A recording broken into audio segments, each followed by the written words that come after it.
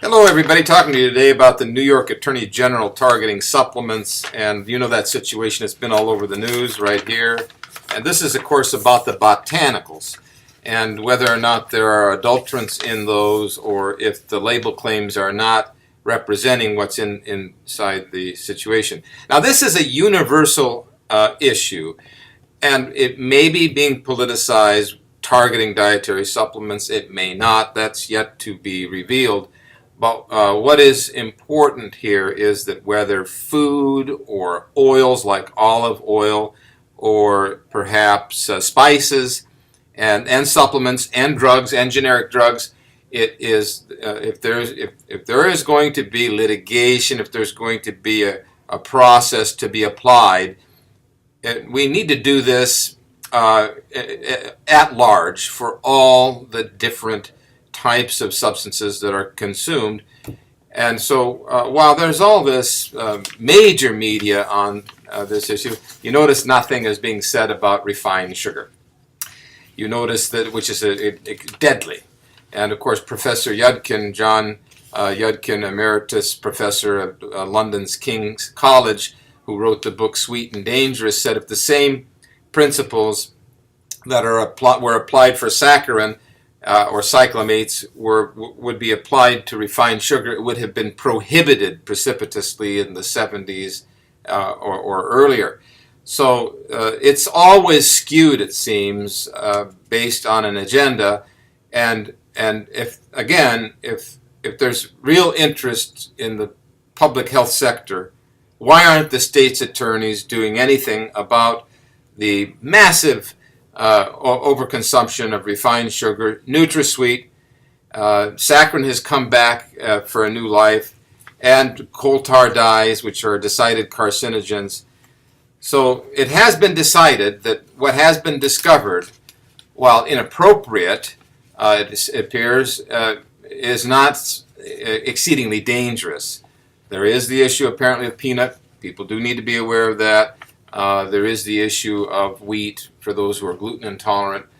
But the level of media press and curiosity and interest in this does not reflect the systematic major dangers in American diet and American cap pills, which would be the primary thing would be drug therapy, whether over the counter or prescription, as to dangers of side effects and fatalities. With JAMA, for example, speaking of some 200,000 fatalities, 250,000 just from drug-resistant germs alone induced by antibiotics, which are regarded to be relatively innocuous in comparison. You have also the issue of non-prescription drugs, such as aspirin, causing up to 10,000 severe sicknesses and multiple fatalities every year. And of course, acetaminophen, which can cause as many as 1 million cases of hepatitis, chemical hepatitis, some of it irreversible, some of it leading to fatality every year. So it's important to keep a perspective on the issue of media clips and media bites and threatened litigation.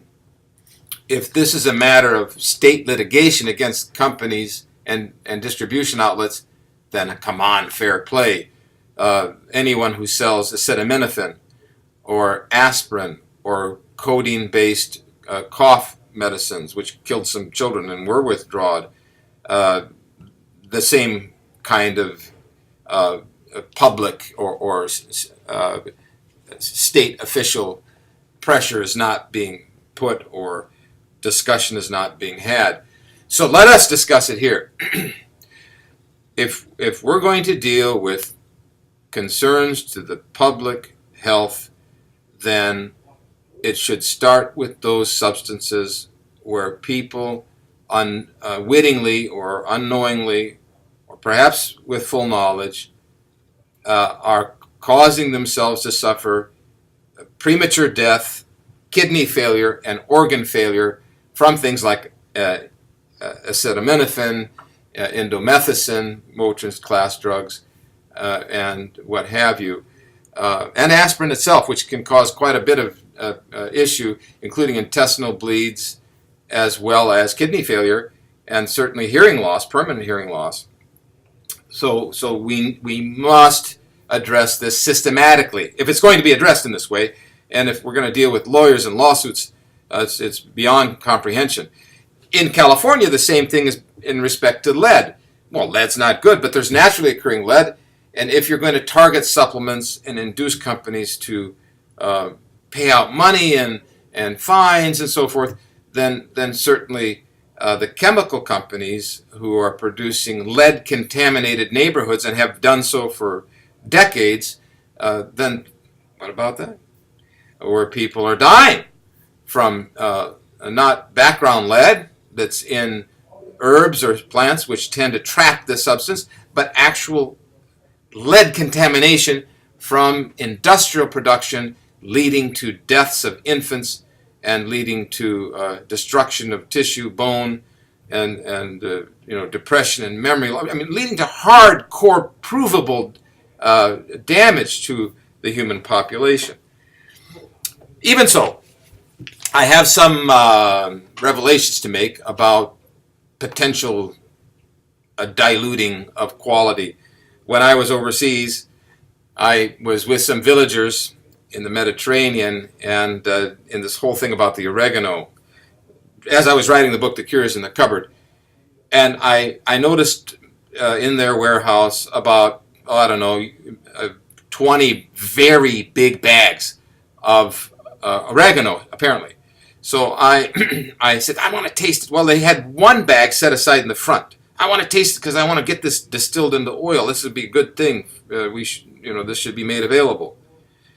I tasted the one bag they gave me. It was very pungent and strong and piquant and very biting. Oh, this is great stuff. This will be fantastic. Turned into oil.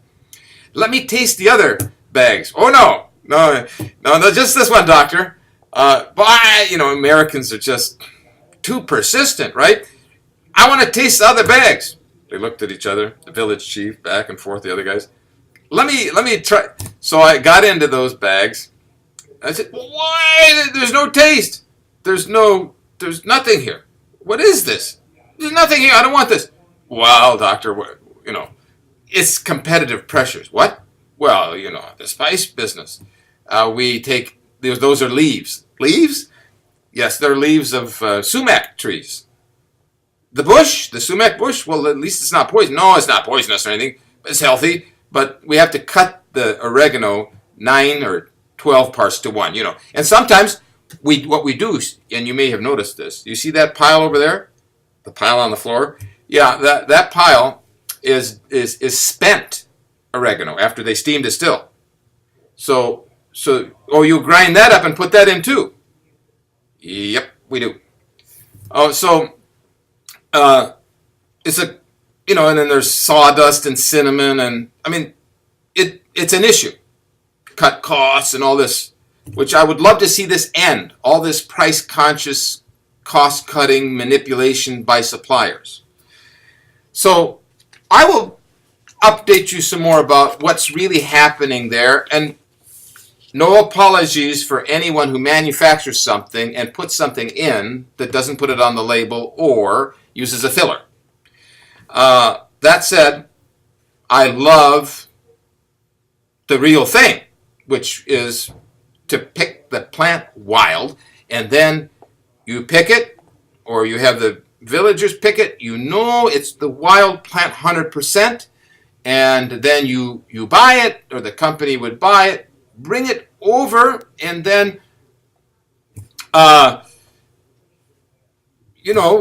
test it, and then grind it up and put in a capsule, but without all the other things. Now, on one of the products that they put on TV that they were looking at one of the big box stores, the first ingredient was dicalcium phosphate. If I want ground rock, I'll get it. I'll probably put it in vinegar or something, but then, because you can't digest it. Then if I want ginkgo, but I don't want this. So it was dicalcium phosphate, ginkgo, gelatin.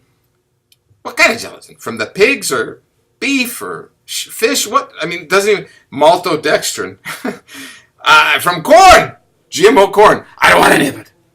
And then silicon dioxide, which is a flowing agent, which is relatively inert, but which one is not inert is magnesium stearate. That's garbage.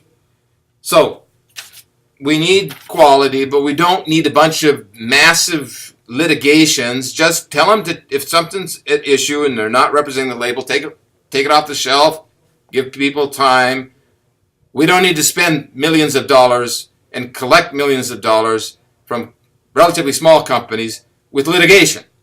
It can be done in other ways. I urge the attorney generals, if you find something and it's legitimate, you don't need to sue anybody. If it's dangerous and they don't respond, I suppose you have to do something, but not if there's no danger. So let's follow it. Let's watch it. Let's see what happens, and let's encourage manufacturers to be more diligent about their raw material sources, but try to find companies that do the hand picking and just use herbs without all that other stuff. Thanks a lot.